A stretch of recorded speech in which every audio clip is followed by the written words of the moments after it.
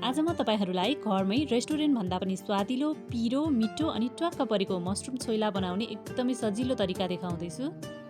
Video skip नगरी हेर्नुहोला, यसलाई मिठो बनाउने केही टिप्स पनि दिनेछु। शाकाहारीहरूका लागि त झन् पर्फेक्ट नै हुन्छ यो मसरुम छोइला अथवा साँदेको मसरुम। तर नन भेजहरूले पनि औँला चाड्दै खानुहुन्छ, यो चाहिँ मेरो ग्यारेन्टी। थोरै सामग्री, छिट्टो बन्ने तर स्वाद पनि एकदमै माउथ वाटरिङ। एकपटक बनाउनु भयो भने फेरि बनाउन मन लाग्नेछ।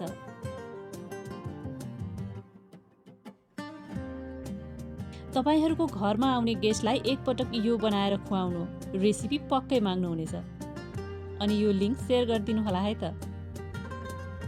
ल अब धेरै कुरा नगरी सुरु गरौँ है त आजको स्वादिलो मिठो रेसिपी। सबैभन्दा पहिला म मसरुमलाई रेडी गर्छु। मैले 800 ग्राम जति मसरुम लिएको छु। यो सेतो र हल्का कालो खालको 2 थरी मसरुम लिएको छु। यसलाई हामी यत्तिको हुने गरी काट्छौँ।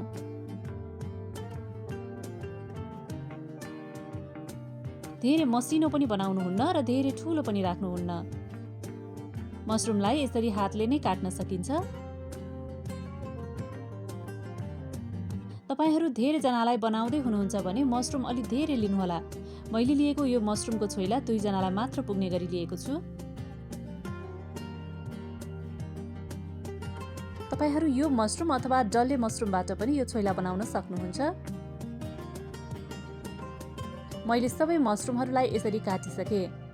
यसलाई पानीमा 1 चम्चा नुन राखेर 2-3 चोटी मजाले सफा गर्नुपर्छ।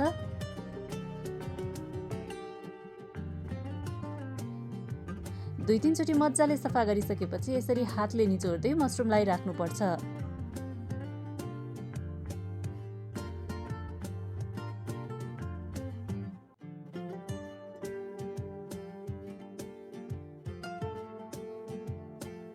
अब हामी एउटा प्यान बसाल्छौँ। प्यानमा 3 चम्चा जति सनफ्लावर तेल पनि राख्छौँ। हाम्रो तेल तातिसक्यो। तेल तातेपछि म यसमा अघि हामीले रेडी गरेको च्याउलाई पनि राख्छु।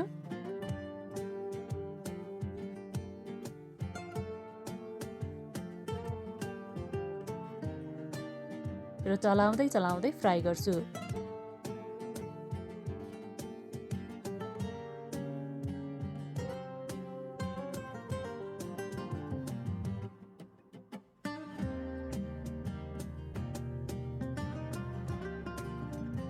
मसरुम अलिअलि सफ्ट हुन थालिसक्यो।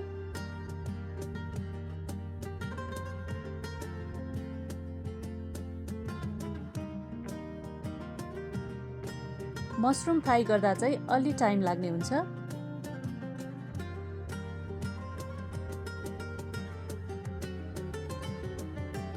यसबाट मजाले पानी निस्कने भएकोले यो फ्राई गर्न अलि टाइम लाग्छ। हेर्नुस् त मसरुमबाट मजाले पानी निस्केको। अब यो पानीलाई सुक्न दिनुपर्ने हुन्छ। मसरुमको पानी सुकुन्जेल हामी यसमा चाहिने अरू भेजिटेबलहरू काटेर रेडी गरौँ है त। यसरी गर्दा हाम्रो टाइम पनि बच्छ, छिट्टो पनि पाक्छ। सबैभन्दा पहिला मैले एउटा प्याजलाई यसरी मसिनो गरेर काटेँ। अब म धनिया पनि मसिनो गरेर काट्छु।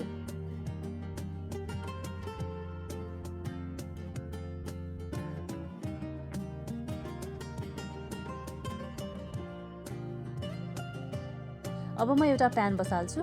प्यानमा 3-4वटा टमाटरलाई काटेर बोइल गर्न राख्छु। तपाईँ टमाटरलाई पोलेर पनि लिन सक्नुहुन्छ। छोइला बनाउँदा आगोमा पोलेको टमाटर एकदमै बेस्ट हुन्छ। मैले चाहिँ 2वटा जति सुकेको खुर्सानी पनि एड गरेँ। थोरै लसुन पनि राखेँ। अब यसलाई हामी छोपेर 2-3 मिनेट पाक्न दिन्छौँ।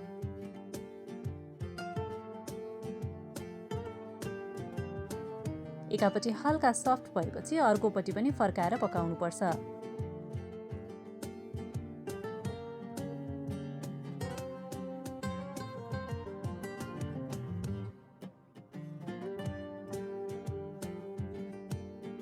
केही मिनेटमै हाम्रो टमाटर पाकिसक्यो।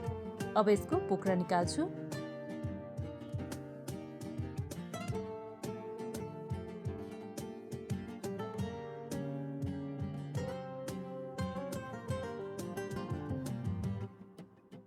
टमाटरलाई सेलाएर ग्राइन्ड गरेर लिएको छु। यतापट्टि हाम्रो मसरुमको पानी पनि सुकिसक्यो। यसलाई अझै राम्रोसँग फ्राई गर्नुपर्छ।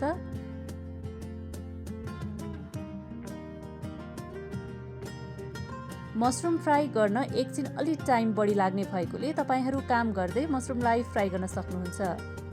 हाम्रो मसरुम यतिको ब्राउन कलर आएको छ। म यसलाई अझै फ्राई गर्दैछु। यो मसरुम छोइला या मसरुम साँधेको तपाईहरू कतिजनालाई बनाउने हो त्यही अनुसार बनाउनुहोला। यो सुरुमा धेरै देखे पनि फ्राई गर्दै गएपछि यो थोरै हुँदै जान्छ।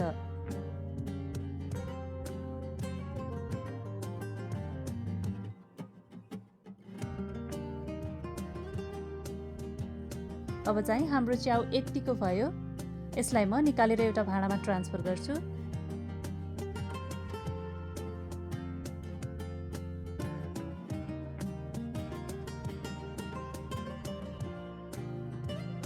अब यसमाथि म अघि हामीले रेडी गरेको टमाटरलाई पनि राख्छु।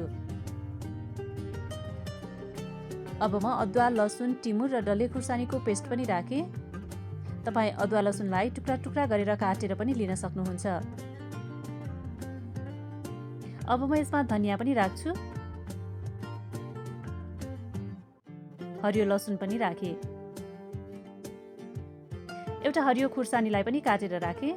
यसमा छुटाउनै नहुने कुरा भनेको अदुवा, लसुन र टिमुर। यसले यसमा मिठो स्वाद दिन्छ। प्याजलाई पनि राखेँ। भेज या नन भेज कुनै पनि छोइला बनाउँदा यो लसुनको पात राख्न नछुटाउनु होला है। यसले मिठो फ्लेभर दिन्छ।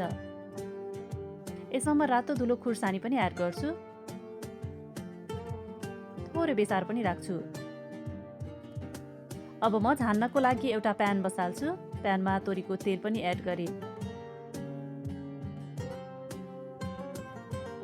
एकछिन तेल तातेपछि यसमा म थोरै मेथी राखेर फुराउँछु।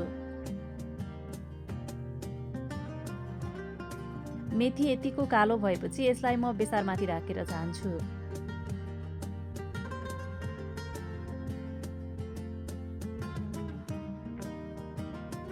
अब हामी स्वाद अनुसार नुन पनि राख्छौँ।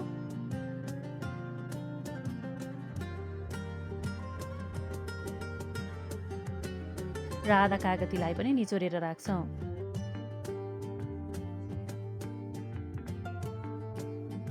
यतिको भएपछि अब यसलाई राम्रोसँग मिक्स गर्नुपर्छ।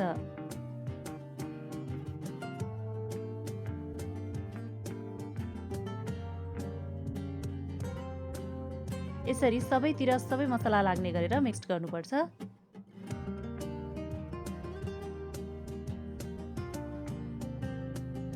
हेर्नुस् त मिक्स गरेपछि हाम्रो मसरुम छोइला अथवा मसरुम साँधेको यस्तो देखिएको छ। बास्ना त झन् यति मिठो आएको छ नि म हजुरहरूलाई बयान नै गर्न सक्दिनँ।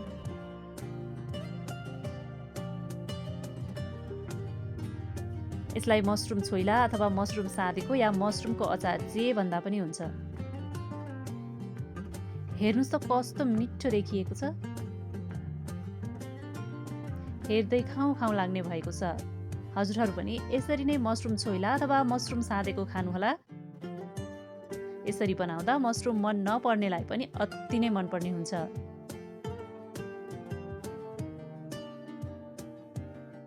हजुरहरूको माया, साथ र सपोर्टकै कारण आज मेरो च्यानल फुल्ली मोनेटाइज भएको छ। भिडियो हेरेर लाइक, कमेन्ट, सेयर गरेर साथ दिनुहुने सबैलाई मनैदेखि धेरै धेरै धन्यवाद। यस्तै माया, साथ र सपोर्ट आगामी दिनमा पनि पाउने आशा गरेको छु। यो मेरो एक्लैको सफलता होइन, यो हामी सबैको सफलता हो। अब अझै राम्रो र नियमित भिडियो ल्याउने प्रयास गर्नेछु। यो त सुरुवात मात्र हो। हाम्रो यात्रा बल्ल सुरु भएको छ। आगामी दिनहरूमा पनि यस्तै माया र साथ पाइराख्छु भन्ने आशा राखेको छु। भिडियोलाई अन्तिमसम्म हेरेर साथ दिनुभएकोमा फेरि पनि धन्यवाद भन्न चाहे। यदि हजुरहरूलाई मेरो यो भिडियो मन पर्यो भने लाइक, शेयर र सब्स्क्राइब गर्न नबिर्सनुहोला। फेरि अर्को मिठो भिडियोमा भेटौँला। आजलाई यति नै। Thank you for watching.